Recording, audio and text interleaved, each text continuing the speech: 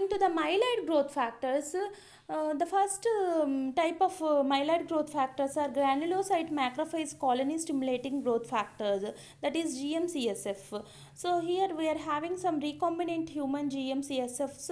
They are nothing but the sargamastim as well as the molgramostim. So these are the two preparations available in the market, which can be taken through subcutaneous route, or you can take through slow IV injection. So here their T half is 2 to 3 hours, and here there will be increase in the leukocyte count. So dose dependent biphasic rise in the leukocyte count you can see within 7 to 10 days. So if you are stopping the therapy, it will come to the normal within 2 to 10 days. So generally whenever you are giving, there is increased leukocyte count. Once you are stopping the therapy, again they will come to the normal count. So generally low dose is responsible for increasing the neutrophil count, whereas high dose it can increase, even along with the neutrophils, it can increase the eosinophils as well as the monocytes also. That means monocytosis as well as the eosinocytosis also increases. And the adverse effects because of this myeloid, that is whatever you were granulocyte macrophage colony stimulating factors are arthalgia, myalgia, pain, fever and dyspnea.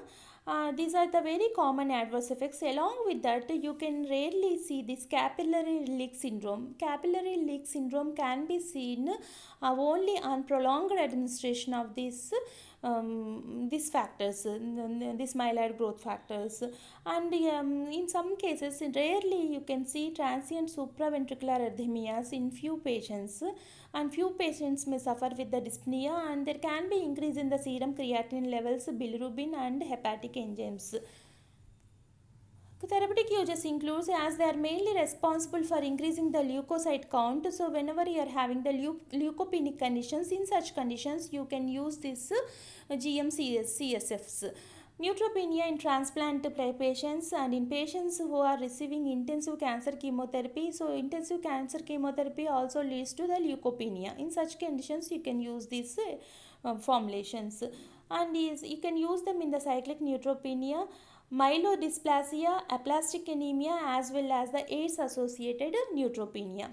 Next, one more class from this myeloid series is granulocyte colony stimulating factors.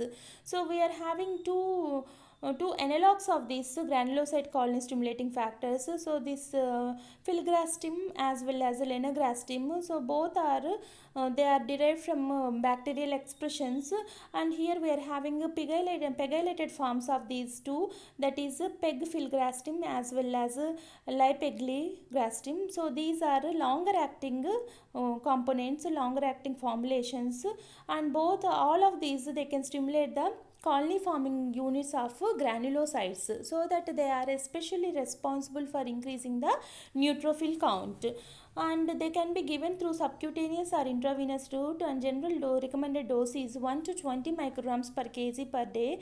T half is 3 to 3.5 hours.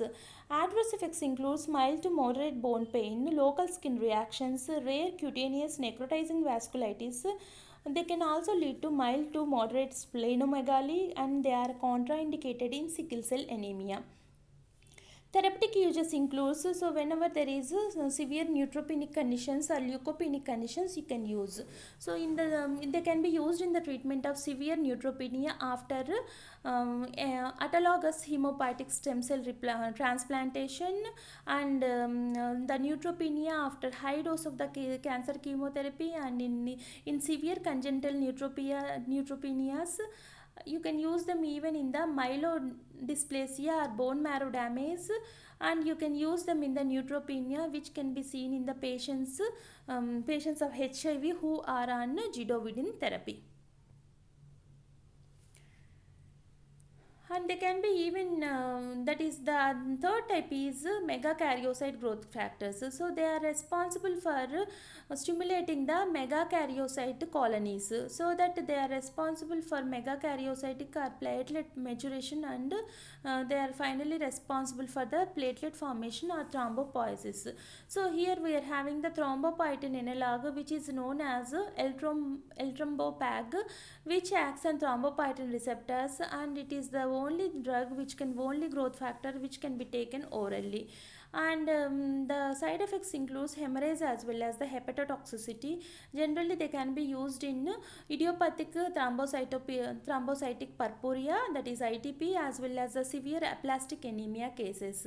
And there are some interleukins which can also act as which can also causes platelet formation. So interleukin 11 analogs like oprelvekin, it is a recombinant human IL-11 from the bacterial expression whose T half is 7 hours, and it is mainly having the disadvantage of fluid retention, and some cardiac symptoms can be seen, and it is mainly used in the chemotherapy of non-myeloid malignancies with severe thrombocytopenia.